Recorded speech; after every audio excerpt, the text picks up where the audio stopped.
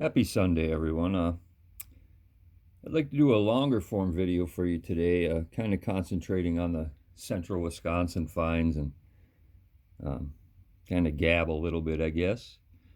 I'm going to start with a happy mistake. I soaked this in mineral oil and rubbed it down.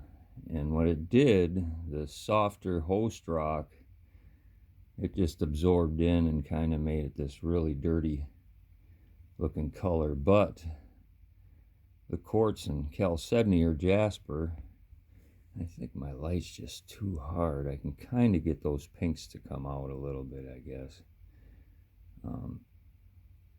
But yeah, the outcome of this really surprised me with those waveform patterns and stromatolitic or otherwise. But yeah, that turned out to be a happy little accident. That the depths of the waves are just incredible, particularly in this zone right here. Of course, the camera's not gonna show you that, but that's just one of the rare things. I talk about the oolitics, and I mean we've actually got a lot of fossils, phosphorific limestones and things like that, and I suspect crinoid stems, but then when you look at this under a jeweler's loop, it has very oolitic pattern right in here and gets kind of agate, where it waves around almost like a moss agate or a plume agate. But this is a conglomerate of just a ton of those little nodules that are quartz and or chalcedony. It varies. But then you get to this little spot and it becomes very apparent that it's oolitic. This one little valve here, whether that's a base of a crinoid or a horn coral, or I mean, this part of Wisconsin was under a sea at once. It's been volcanic, it's been under ice, it's been a barren desert, it's seen it all. I really like this piece. I almost threw that back just for the simplification of what am I going to do with that? But the more I looked at it and put it under that jeweler's loop, the more I decided, no, I'm going to hold on to that. Which brings me to what I guess are stromatolites, according to Earth Science Museum. I brought a couple samples to. These things are just so strange, such a fleshy pink. It's not going to come out in this light. Winter will be over soon. But look at all the different nodules that came out of there and the skin on it, and it's quite unusual.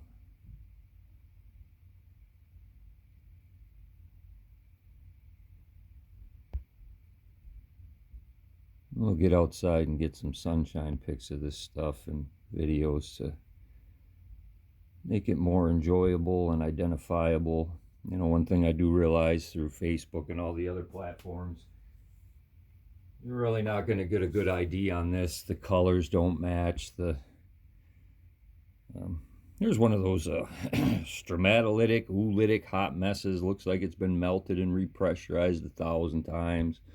But this one really shows that nice pink. And when you look at that in a jeweler's loop, it's definitely oolites. Just smaller than what I usually see around here. But then it's got all the vesculars or vugs, or that even looks like it could be what I forgot what they called, little octopuses that ran around this place when it was a sea. But yeah, I mean, they're just so full of mystery, and not knowing if it's going to be mostly the jasper or mostly the quartz. You just don't know till you cut it. But then what? From a crafts point of view, I wouldn't know what to do with it, even if you sliced it, polished it. You're not going to cab it unless the hearts of them get real nice and thick sometimes and solid. But a lot of druzy,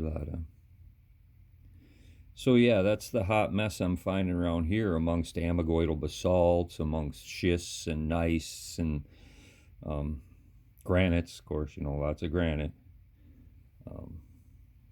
But yeah, if anybody's got a particular comment or theory on this style of rock, being that we do have a bit of oolitic action, it does look kind of corally, fossily, um, and I have cut these before and found fortification banding in them as well. So, yeah, blowing my mind. I'd really like to know. Thanks for watching. I hope you enjoyed the visuals.